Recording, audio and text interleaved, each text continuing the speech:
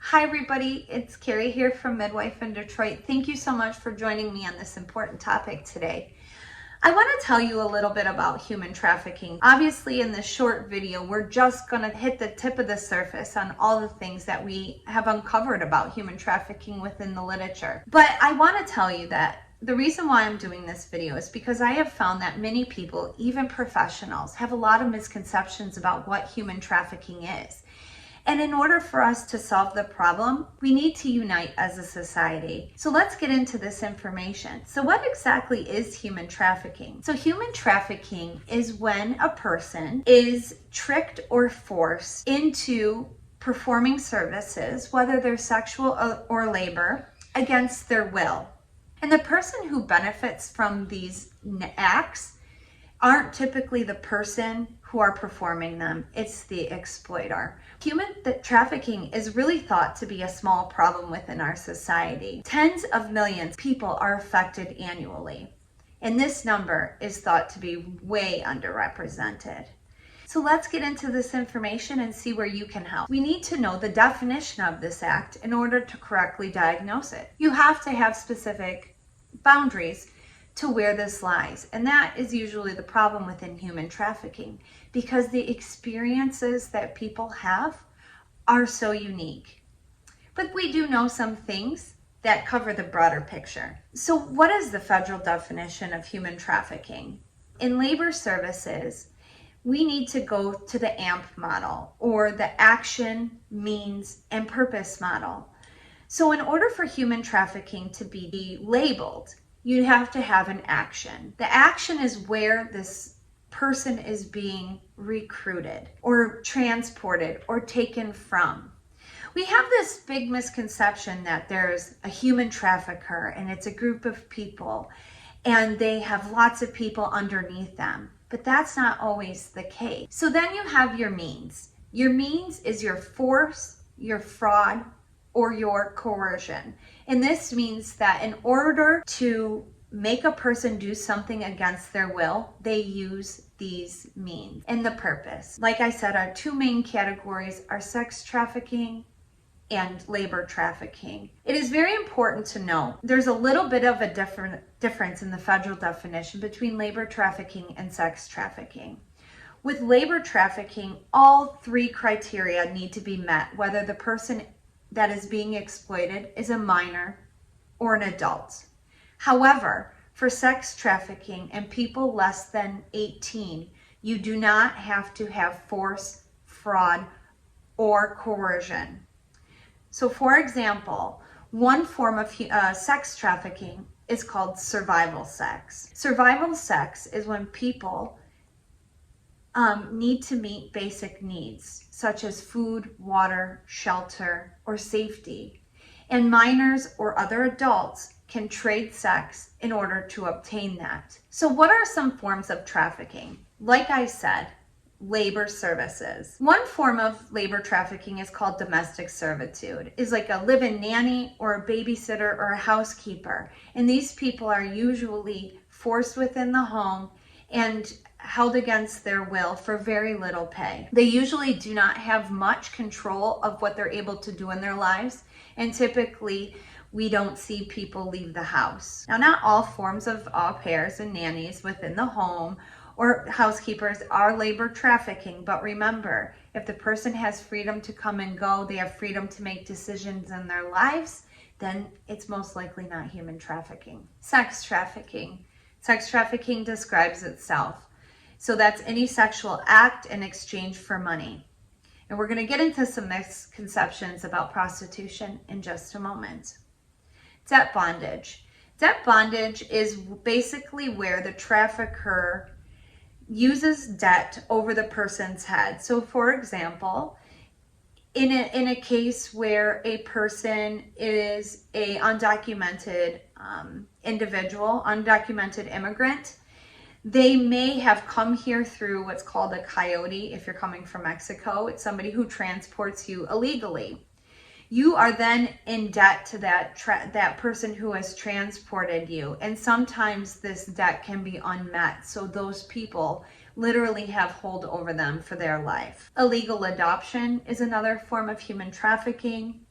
Begging, forced armed conflict, organ removal for donation. And if you want to know about all the types of places where some of these acts are done, Polaris Project has the typology of trafficking, and I'll leave a link in the description below. So when we're looking for human trafficking, we need to know who's most at risk. Anybody who is vulnerable is at risk for trafficking. Minors, just by their underdeveloped brain, their poor decision making, and their risk-taking behaviors are at risk for trafficking. People who are homeless, runaways, LGBTQ groups, substance use. Substance use is a very tricky subject when we're talking about human trafficking, because substance use could be the reason somebody entered into trafficking. It could be their vulnerability to trafficking, or people could use substances to be able to continue to be trafficking, basically to deal with their trauma. People who have history of abuse, neglect, rape, people who have unwanted pregnancies, frequent sexually transmitted infections. All of these things lead to someone being predisposed to being taken advantage of, because like I said, in the world, vulnerability is the #1 precursor to trafficking. So some really interesting facts when it comes to human trafficking and healthcare. Some studies report that approximately 88% of all trafficking victims have had contact within the healthcare services during their period of trafficking and were not identified or recovered. When we're looking at people within society, and you don't have to be a medical provider to be able to detect these things, people who are frequently troubled, running away, getting into trouble, juvenile justice system. One really important risk factor is CPS, or Child Protective Services. Other additional indicators that may indicate that somebody is trafficked: lack of identification, not having access to their passports or IDs, birth certificates, or social security numbers. If you've ever watched Intervention, My 600-Pound Life, you all see that these problems always stem from trauma. So sometimes when we see somebody who has an aggressive or manipulative behavior, we really might want to consider whether this person is not necessarily being trafficked, but what kind of abuse are they being exposed to that is causing them to react in this way. Hovering adults. If in healthcare, police, social worker, teachers, anybody out there, if you notice you have a very hovering parent who doesn't allow the child to speak for themselves, stories are inconsistent, we need to be able to be alerted to the possibility of trauma and report it, because you don't know whose life you can save or where services can go on to prevent some of these exploitive behaviors. People who are trafficked are thought to be from a lower socioeconomic status, live in poverty, have lower education and literacy rates. So what are some misconceptions about trafficking that we haven't discussed? #1, an unseen problem does not exist, still persists within many of authorities. If we don't see it, we don't believe it, and it's because we're not detecting it. Prostitution is always a choice. Any sex worker who does not have control of their money or their time, who are forced or coerced into committing these acts, this is human trafficking. I find that even within the nursing profession, people think that prostitution is a choice, and for some individuals it is. And one big misconception when it comes to human trafficking is that one has to be transported in order to be considered trafficking.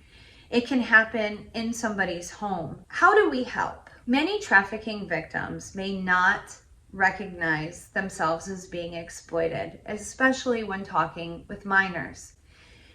Because there's trauma bonding, exploiters prey on vulnerabilities, making somebody feel loved, feel wanted, have the sense of family, to encourage or exploit this person. Depending on what activities the person has committed, they may be very embarrassed or have fear to tell somebody that they're being trafficked. So like I said, we don't have great indicator tools out there right now, but if you know some of the signs and you know some of the background, you may be able to ask for help. So what do you do if you suspect somebody is trafficked? Number one, call 911 if you are not a mandatory reporter. Mandatory reporters is when we are legally obligated to notify officials of abuse. So teachers, police officers, social workers,